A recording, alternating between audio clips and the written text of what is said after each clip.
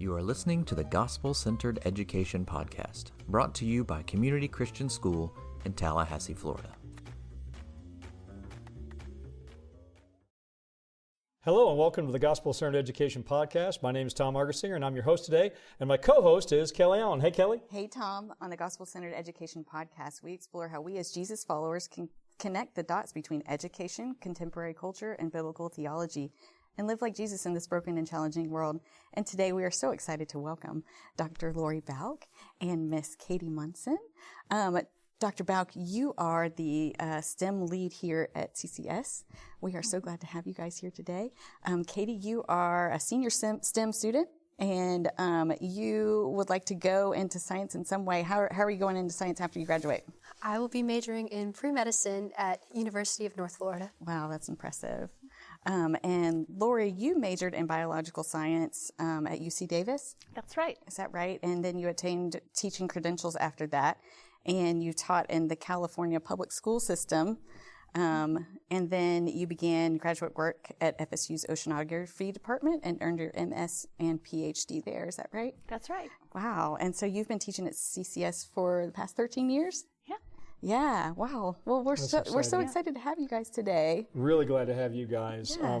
So Catie, this is a really exciting time to go into science. It seems like there's just a lot going on, a lot of advances in so many ways. So you must be pretty excited about the potential of doing that. Oh, yes, sir. I'm so excited. Yeah. Is there anybody in your family that's a physician? No, sir. Okay. So that's just where do you think that desire came from?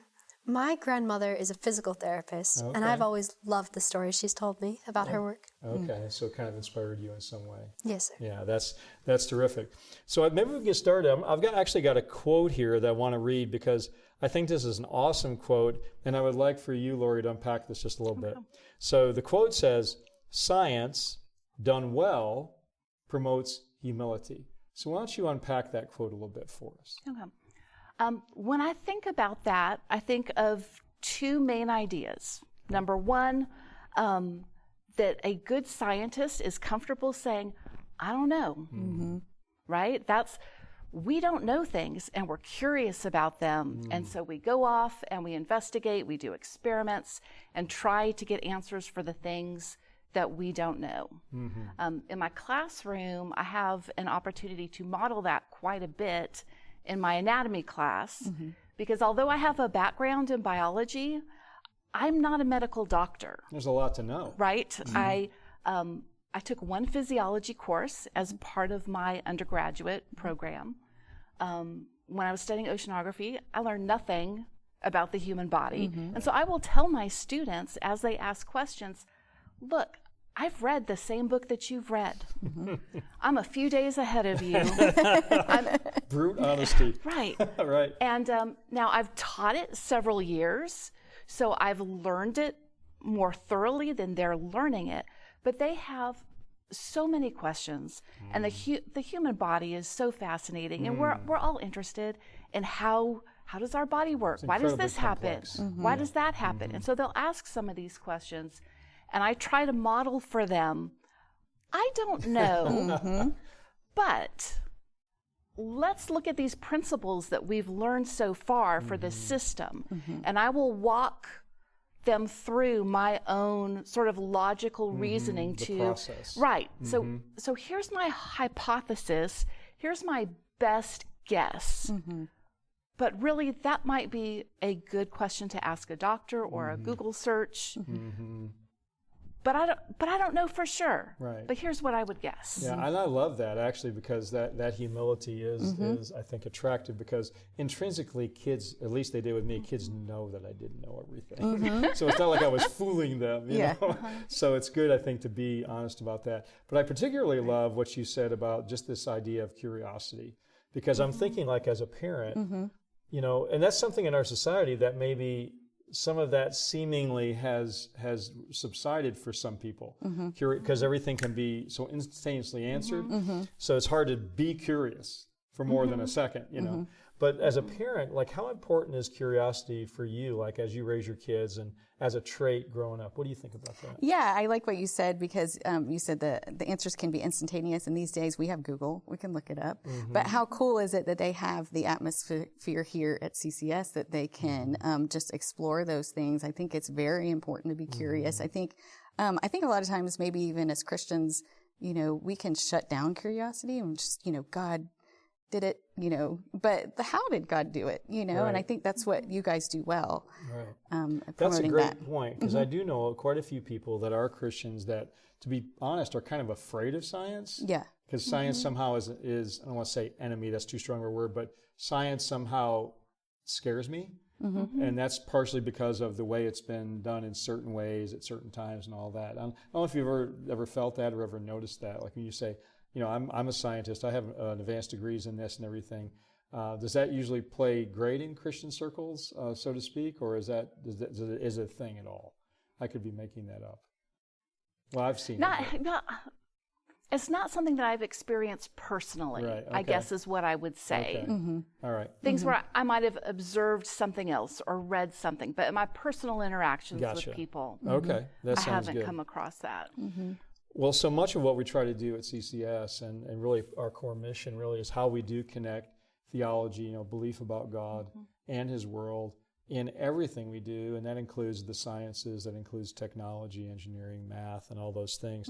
So, Catie, we were talking before we went on air just a little bit about an essay that you've written recently. Maybe you can tell us a little bit about what the title of the essay was and kind of what you were trying to get across in the essay. Yes, sir. My title, I believe, was Faith in Science. Okay. So I believe that one of the core components of Christianity is loving others. And I wanted to translate my talents into that godly love for others. So I figured, why not go into medicine? I can heal others and teach them about God in the same breath. So I think having such a godly science education here has really empowered me to not see science as something to be feared. That's good. Like, I don't fear losing my faith by researching. That's terrific, yeah. We've had a recent conversation about technology, and we've been saying, you know, that a lot of people are very afraid of technology. People of faith maybe particularly. Right. And there are reasons we should ask questions, and we need to discuss a lot of things around that. But coming at it from a position of fear at the outset is not always very helpful. And the same thing can happen with the sciences sometimes. Partially, it's just, I think a lot of people just, because I remember when I taught science, one of the hardest things was the vocabulary. There's so many words that no one seems to really know, except people that are in the know, right? So there's like almost like jargon, right? Yes, and if it isn't the vocabulary, then it's the math. It's the math. Because and that's what we see at CCS, right? We do biology, which is vocabulary. And That's then right. as a sophomore, you take chemistry, which has some vocabulary, but it's a lot of mostly math. Formulas and all that. And then we're back to vocabulary and anatomy, and then you go to physics, and you're back to the math. And for those people that are not comfortable with math, it can feel like a lot. It can feel like a lot. Yeah. So, Catie, like when you have gone through your math courses, which side do you tend to enjoy more? Do you enjoy the verbal vocabulary side more, or do you like the math side more? I am very much a vocabulary person. Are you? Okay. All right. Yep. So this is kind of a weird question, but I just wonder what you guys think about it. Do you think most doctors are really good at math? No. Just projecting. Not necessarily, right? Because, I mean, being a doctor is so difficult, and there's so much to learn. But I guess once you get past a certain point, like maybe organic chemistry or something like that. Yeah, there is some class. You have to take the chemistry class. Right. You have to do the biochemistry and maybe some physics. But I don't know that doctors really do a lot of math. I mean, the math is in there. Sure. But part of me, it would be a good question to ask a doctor. I know, right? Yeah. See, I don't know. I was just curious. I'm just wondering, you know. But I think a lot of the math things are probably worked out in tables so that you can consult a adjustable. table Right. and you're not actually doing the math Yeah, yourself. for sure. Unless maybe you're on the research side, when there might be more of that if a doctor's on the research side. So you were talking about 2 points regarding the humility of scientists. What was that second point? So my second point was that a good scientist is willing to be wrong. That science changes. You might think you finally have the answer to your question, but new evidence comes up, a different way of looking at things, and so you have to be willing to say, there's more to this story, or maybe I was completely wrong and have to do a 180. And that is humbling, especially for really smart people, right? So we were talking a little bit about an experience you had that might illustrate that a little bit. So why don't you tell us about that? Yes, sir. So during our science fair year at CCS, I think it was 7th grade, was it? Probably. Yes. So I was tripping over roller backpacks that whole year. And I was like, how can I get rid of these? So I did my science fair on whether or not roller backpacks are good for your back. And Because you wanted to prove it wrong, right? Yes. Yeah. Yes. And it turns out they are really good for your back, so much more than regular backpacks. And me being a stubborn person, I did not want to admit I was wrong. Right. But due to the lessons taught to us at the CCS science program, I presented my findings and I was like, yes, I was wrong. This is what's best for you. That's a great story. It just reminded me of the fact that a lot of times, I think, sometimes in our junior JRUX things, sometimes people do that. They go into it really having a specific outcome in mind, and then they get halfway through the research, they go, oh no, Yep. the research doesn't really support my hypothesis, rats. Now I've got to do something else. But I think that's really healthy though, right? I think that's what we're supposed to be doing as learners, and particularly as people involved with science. So I think that I appreciate that story. That's actually very good. So maybe we can touch a little bit maybe on the spiritual side of the whole thing. Yeah, I just want to start out. We had talked about this earlier, but I have a friend whose son is in college and in some realm of science, and she's really concerned that her son is moving away from God in that. How, and I think that's a concern a lot. Like, a lot of scientists aren't professing Christians. There's a lot that are, but how does CCS promote exploring, all things scientific and moving closer to Christ in that? Well, so we can put God in it. Yeah. Right? So that is a big difference. In a more secular realm, all of the scientific explanations are going to be very materialistic. And by materialistic, I mean having to do with physical properties, having to do with matter, right? The supernatural does not enter into that in your explanation. But at CCS, we have the freedom to say, for example, the heart has 4 chambers because it fulfills a particular function. It's a big theme in biology, form and function. Things have the structure that they do because there's a particular function that they have to fulfill.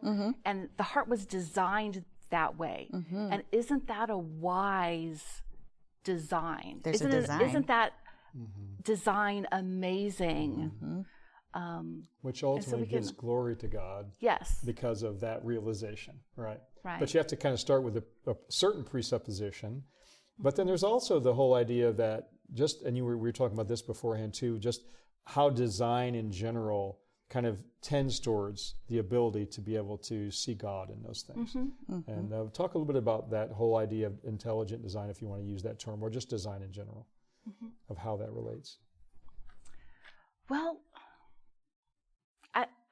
it's just sort of the lens that I look through things with, right? Like, for one example, and I'll bring this up when I was teaching biology. If you look at DNA and how DNA has the instructions to build a protein, and there's a series of steps that go through that, right? So DNA has to be uncurled or untwisted, and there's a specific protein that untwists it. And then another protein comes along and reads the DNA to make messenger RNA. And then that messenger RNA goes out of the nucleus and starts building a protein. But you need proteins to unwind that DNA. But the DNA makes the protein. Do you see where I'm going with that? So it's this whole system, It's a beautiful system that has to get designed to work. How do I say it? It needs a designer to function properly. Right. Yeah. And because the odds of that just simply happening randomly are astronomically high, or low, I guess. And therefore, at some level, there needs to be a designer. I mean, there's lots of arguments for the existence of God, and we're talking about kind of one specific one, but I think that's something one can't ignore. Catie, you were talking about maybe going into ophthalmology, and the human eye is often used in these discussions to say, how in the world could something as complex as a human eye ever just randomly occur through mutation or whatever? So, yeah, it's a really, really important topic, I think. May I also add, there is a certain element of appreciation that you have to hold on to if you are a person of faith in the scientific realm. So when people are researching, it's all like, oh, I found this. No, God made that. You're just finding out what God has made. You've uncovered what God has already done. That's right. Yeah, which I think is a key point.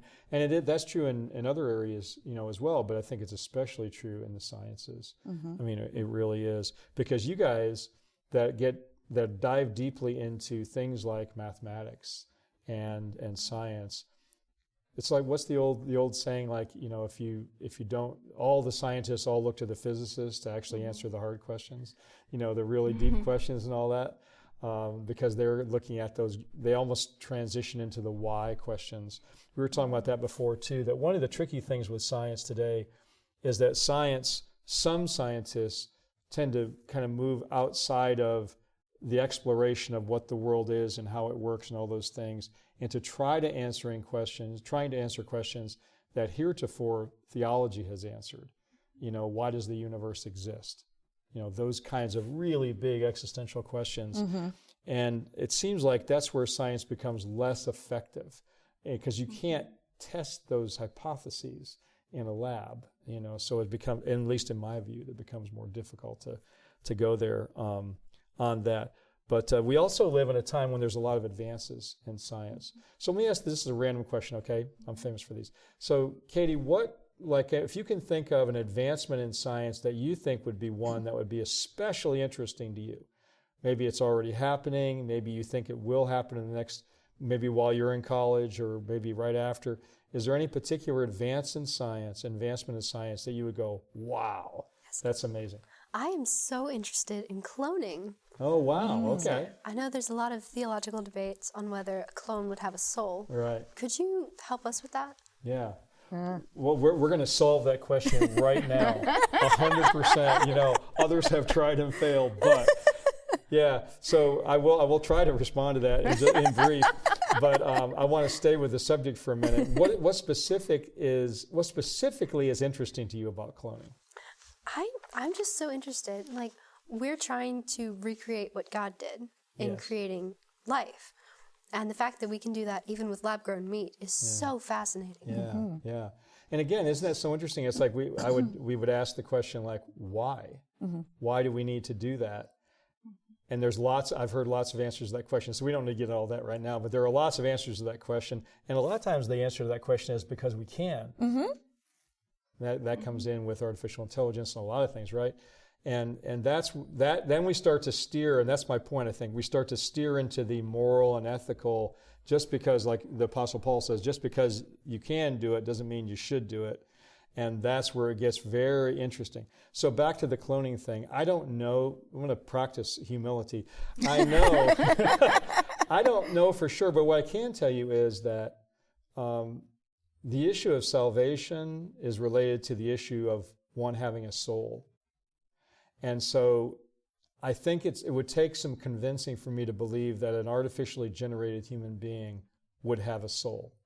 So therefore, it would be hard for me to connect that clone with that. That's the way I would see it, at least. Where you want to tackle that one?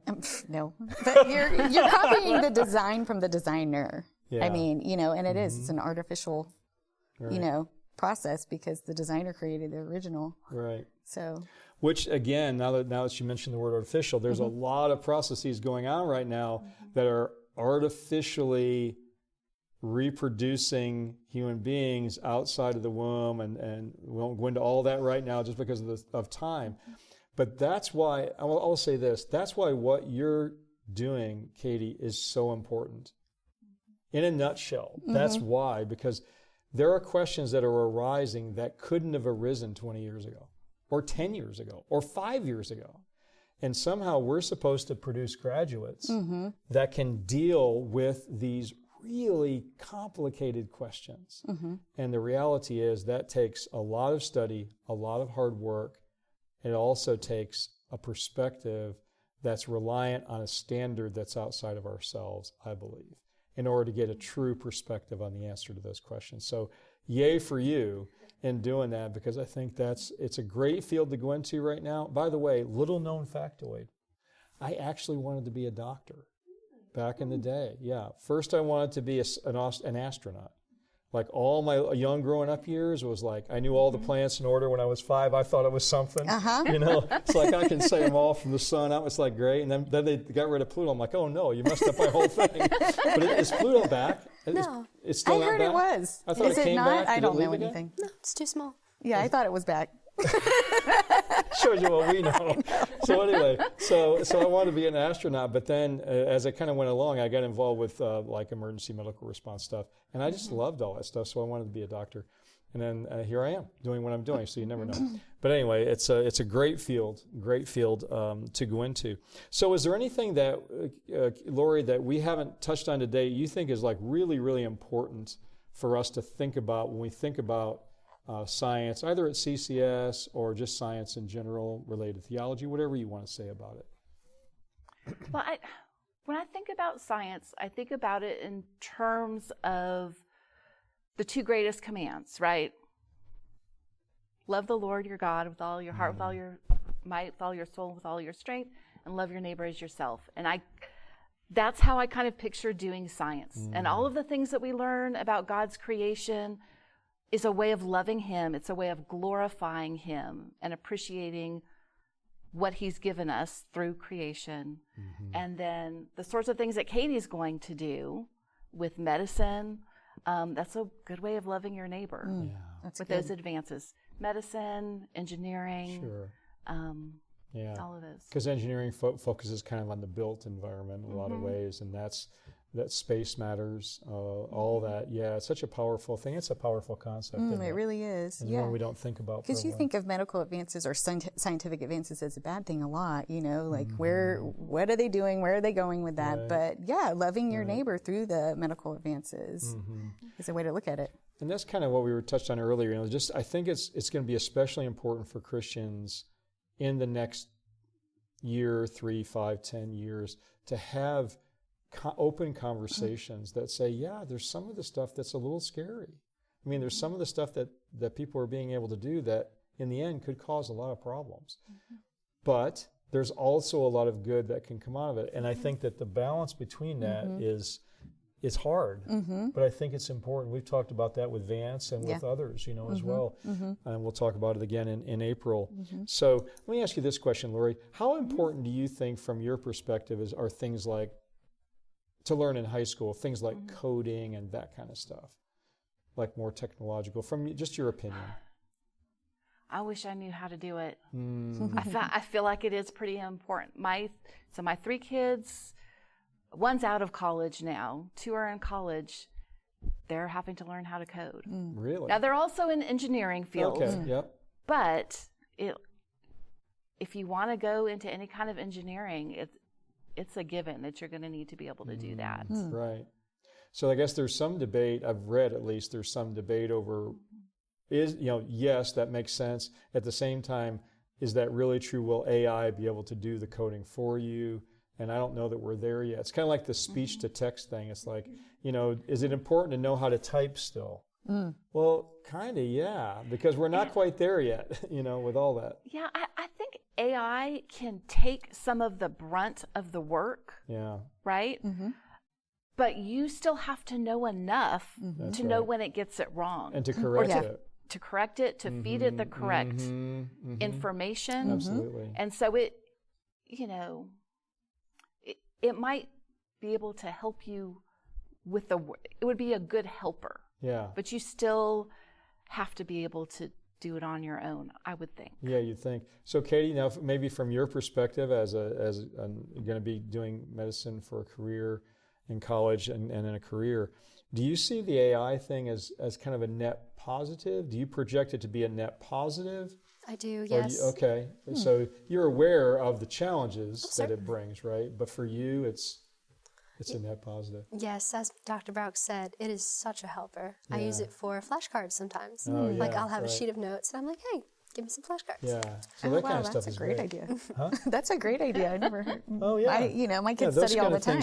Those kind of things, in that kind of way, it can be helpful. I think the new generations, the more it comes out and the larger the data sets get and all that, then I think it becomes interesting as to how it's going to be applied. But that's another conversation for another day. Yes. So, Catie, is there anything, and as we begin to close, is there anything else that you want to say just about your experience at CCS or anything you haven't touched on as far as your interest in science or anything like that?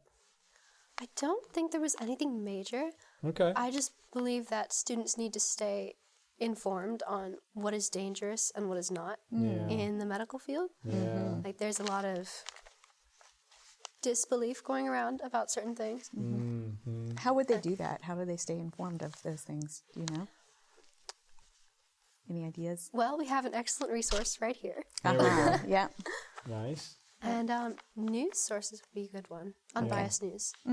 Yeah, and as we try to teach, that's another thing we try to teach people is like, how do you vet sources? Certainly. Because with the internet, there are lots of sources that say a lot of different things, and often they're just completely polar opposites in the way they approach things. And so that's probably a good place for us to kind of land the plane, so to speak, because ultimately we believe as a school that the Word of God is the external standard upon which we base everything. Even though there's lots of things that change and adjust, and whether it's scientific information or results that change over time or whatever it might be as more information is gained, God already has the whole picture. And so he's not experimenting, I guess is a way to say it, right? He's set the whole thing up, and he understands how it works, and he understands where we're heading and all those things. And that, for me at least, that's a very encouraging thing. It really is. Because sometimes it feels disorienting with all the new technology and all the new things coming out scientifically and everything. But we can rest in that. That's a good way, good place to end, I think. Yes. Well, as we say every week, if you forget everything else we say today, thank you for listening, and remember that Jesus is Lord. Have a good day, everybody. Bye. Thank you for listening to the Gospel Centered Education Podcast, brought to you by Community Christian School in Tallahassee, Florida. You can find us online at myccs.org.